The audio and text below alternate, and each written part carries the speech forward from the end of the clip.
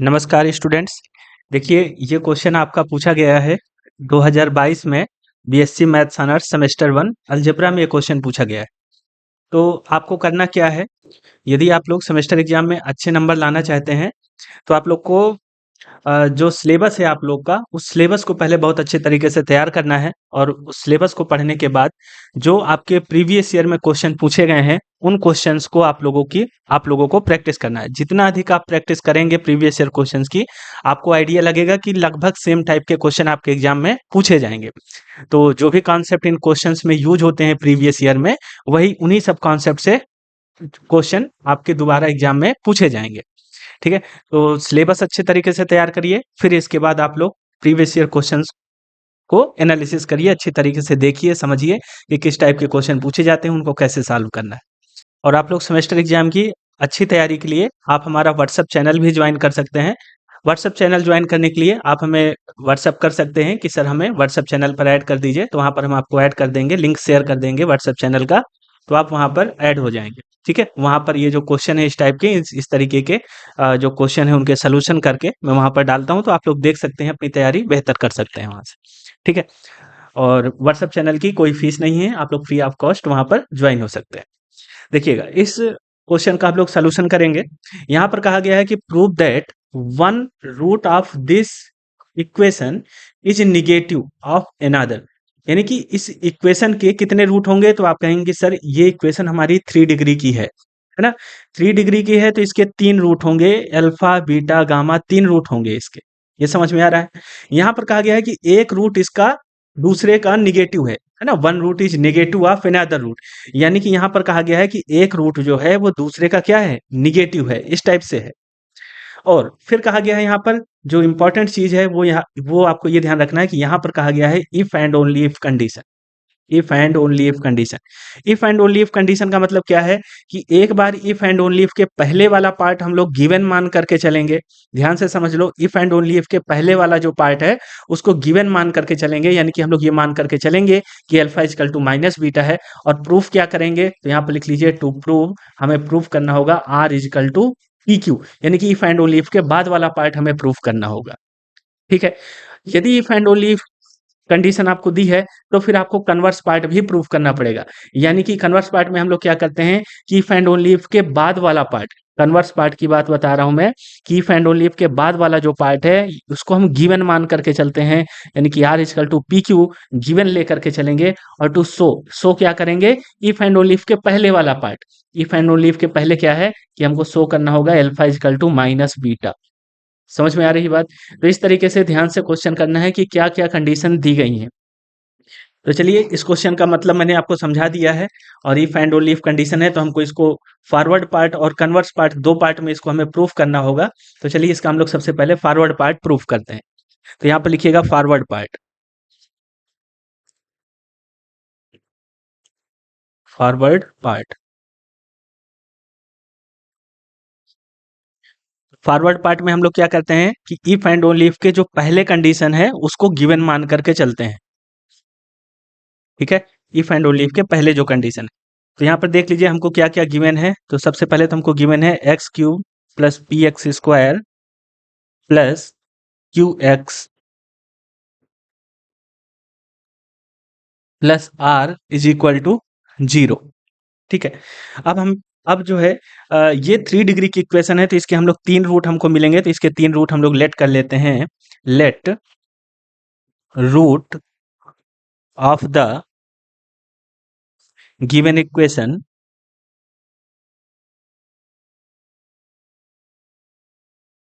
Given equation be alpha beta gamma. मैंने इसके 3 root मान लिए।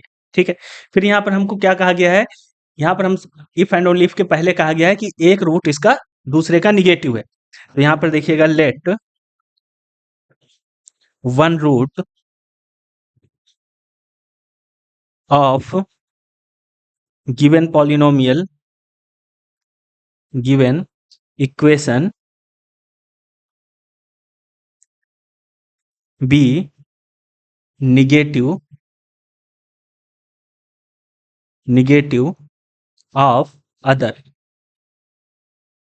तो यहाँ से हमारी क्या कंडीशन बनती है, यहाँ से इसका मतलब है दैट इज हमसे कहा गया है कि जो एक रूट है यानी कि जो बीटा है वो दूसरे का निगेटिव है, इस टाइप से है। ठीक है, चलिए अब हमको प्रूफ क्या करना है, इफ एंड ओनली इफ के जो बाद कंडीशन है उसको प्रूफ करना होता है। तो यहाँ पर लिख लीजिए टू प्रूफ। चलिए इस बार हमें प्रूफ करना है इफ एंड ओनली इफ के बाद है R equal to P Q, हमको प्रूफ करना है। तो चलिए इसको प्रूफ करते हैं। अभी ध्यान रखिएगा कि फॉरवर्ड पार्ट कर रहे हैं, कन्वर्स पार्ट भी हमें करना पड़ेगा, तब पूरे नंबर आपको मिलेंगे।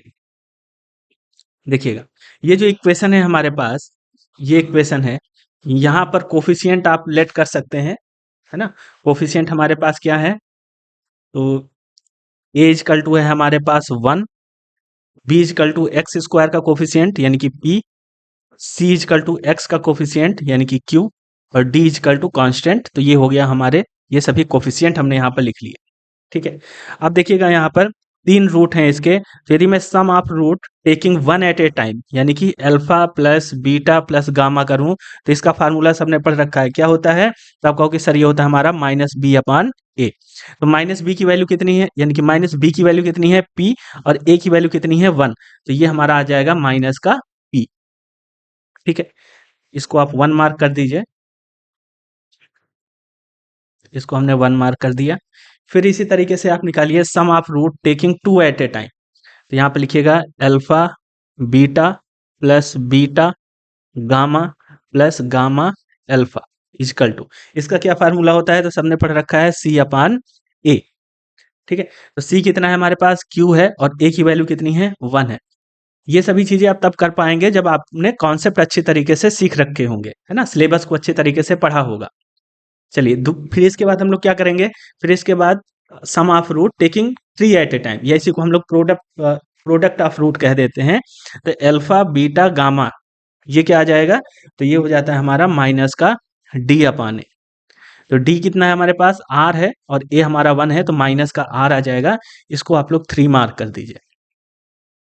ठीक है, तीनों कंडीशन हमने कर ली। अब यहाँ पर लिखिएगा कि सब्सटीट्यूट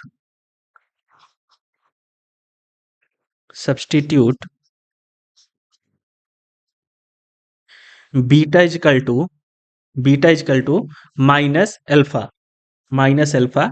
और ये हमको गिवन था, ध्यान रखना, ये क्या था, ये हमको कंडीशन गिवन है, ऐसा नहीं कोई सोचेगा कि कहाँ से आ गया। और जिसको ऐसा लग रहा है कि कहाँ से आ गया, तो इसका मतलब है कि आपने कॉन्सेप्ट अच्छे से पढ़े नहीं है, ये कंडीशन हमको गिवन है। तो ये हमें क्या करना है, सब्सटीट्यूट करना है कहाँ पर, इन 1। तो रख दीजिए।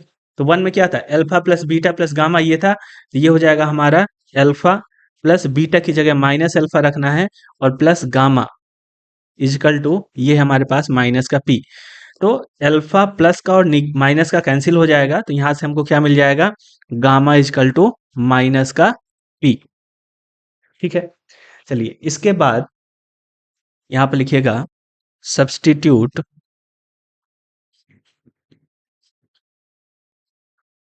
Beta is equal to minus alpha in 2। दूसरे पर भी रखिए इसी को। तो जब दूसरे पर रखेंगे तो क्या होगा, तो आप कहेंगे सर ये अल्फा, और बीटा की जगह मैंने रख दिया माइनस अल्फा, प्लस बीटा की जगह मैंने रख दिया माइनस अल्फा, गामा, और फिर यहाँ पर गामा अल्फा इजकल टू कितना है, क्यू है। तो यहाँ पर भी आप देखेंगे गामा अल्फा प्लस का गामा अल्फा माइनस का कैंसिल हो जाएगा। तो यहाँ पर कितना आ जाएगा, तो यहाँ पर आएगा आपका अल्फा माइनस का alpha square equal to Q आ जाएगा। ठीक है, माइनस का alpha square equal to Q. फिर इसके बाद फिर से लिखिए 3 में पुट कर दीजिए इसी चीज को। तो यहाँ पर लिखिएगा substitute beta is equal to minus का अल्फा इन 3। तो ये हो जाएगा अल्फा बीटा, बीटा की जगह कितना है माइनस का अल्फा, और गामा, तो गामा इजकल टू ये आ जाएगा आपका माइनस का आर। यानी कि यहाँ से हम क्या कह सकते हैं, यहाँ से हम ये कह सकते हैं कि माइनस का अल्फा स्क्वायर और गामा इजकल टू माइनस का आर। माइनस माइनस दोनों साइड से कैंसिल हो जाएगा, तो यहाँ पर आपके पास आएगा alpha square gamma is equal to R. ठीक है, ये कंडीशन आ गई। और 3 कंडीशन हमने मार्क कर ली हैं, इसको आप मार्क करना चाहें तो 4th कंडीशन मार्क कर सकते हैं, क्योंकि इसका यूज़ हम अभी आगे करेंगे। ठीक है, ये हो गया। अब देखिए हमको प्रूफ क्या करना है, हमको प्रूफ करना है PQ equal R equal to PQ proof करना है।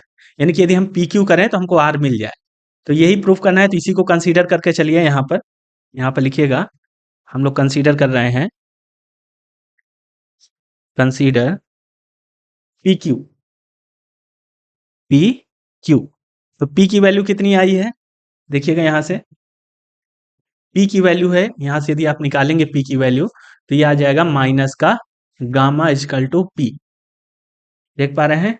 ये value gamma is P equal to minus का गामा। तो यहाँ पर मैंने रख दिया माइनस का गामा, और Q की जगह कितना है? Q की जगह है माइनस का अल्फा स्क्वायर, ये वैल्यू रख दिया। अब यहाँ पर आप लोग देखिएगा माइनस माइनस हो गया प्लस, तो इसको हम लोग लिख सकते हैं अल्फा स्क्वायर गामा। अब अल्फा स्क्वायर गामा की वैल्यू कितनी है? तो ये हो गई हमारे पास कितनी? आर। तो यहाँ पर लिख दिया मैंने आर। ये वैल्यू रखी है मैंने फ्रॉम 4 से, ठीक है। और इन वैल्यू को भी, चलो ठीक है, ऊपर वाली तो आपको समझ में आ रही हैं, तो उनको लिखने की जरूरत नहीं है। इस तरीके से ये P Q is equal to R हमने प्रूफ कर दिया, ठीक है। हम लोग ले करके क्या चले? हम लोग ले करके चले beta is equal to minus alpha, ये ले करके चले, और इस कंडीशन से हमने प्रूफ क्या कर दिया? इस कंडीशन से हमने प्रूफ कर दिया P Q is equal to R. समझ में आ रही बात? तो यहाँ पर लिख लीजिए P Q is equal to R हमने प्रूफ कर दिया। अब इसका हमें कन्वर्स पार्ट करना है, तो चलिए यहाँ पे लिखिएगा कन्वर्स पार्ट, यानी कि इसको हम लोग लिखेंगे कन्वर्सली।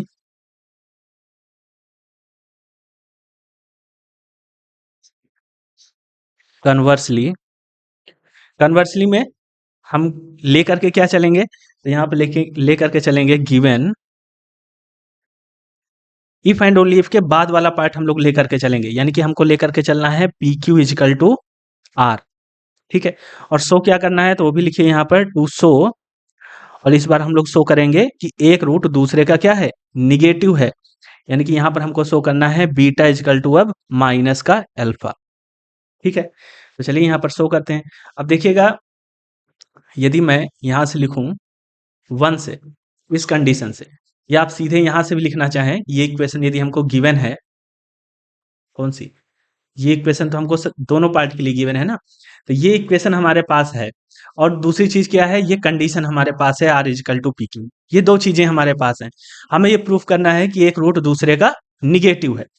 तो यदि ये इक्वेशन हमारे पास गिवन है, ये वाली, तो यहाँ से मैं क्या कह सकता हूँ? यहाँ से मैं ऐसा लिख सकता हूँ ना कि alpha plus gamma plus beta, अच्छा alpha plus beta plus gamma is equal to minus B लिख सकता हूँ। आप कहोगे यस सर, है ना? तो यहाँ से हम लोग लिख पाएंगे since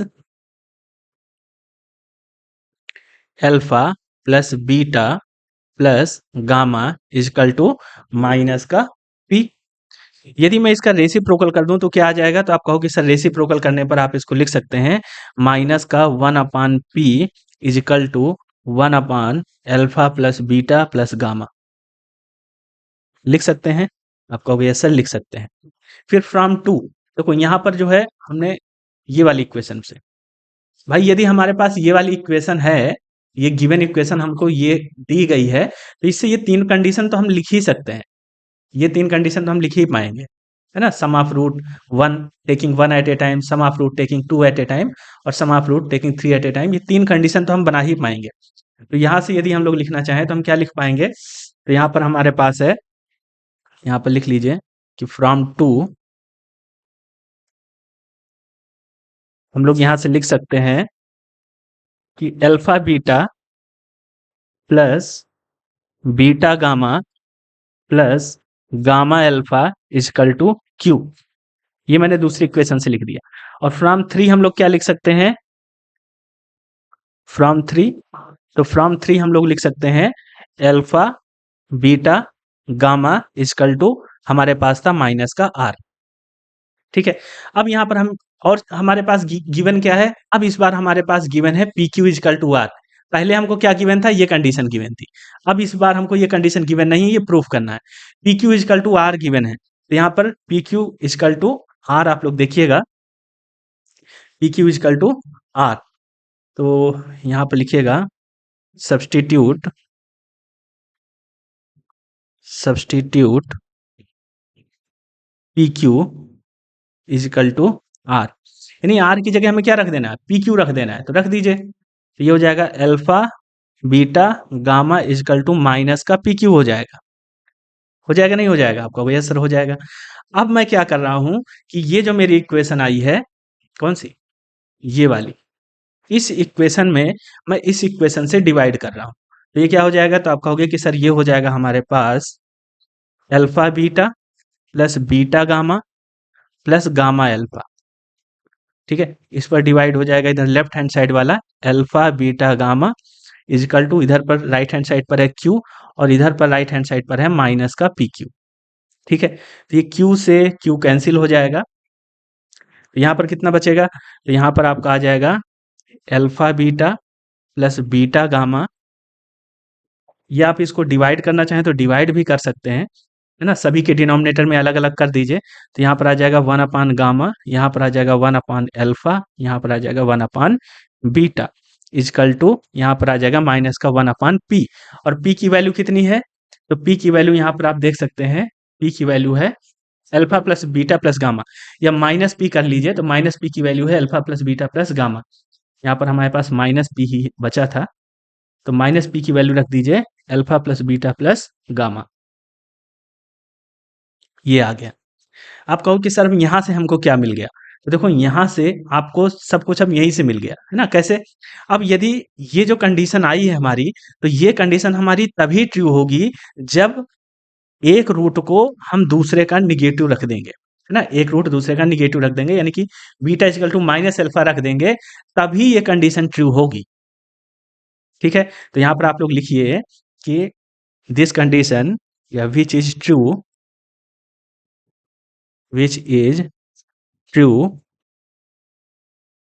only if one of the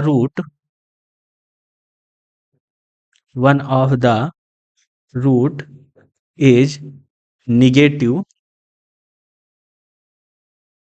of other। चाहे आप रख करके देख सकते हैं, यहाँ पर रखिए इस इक्वेशन में आप इस कंडीशन को रखेंगे तभी सेटिस्फाई होगी ये कंडीशन।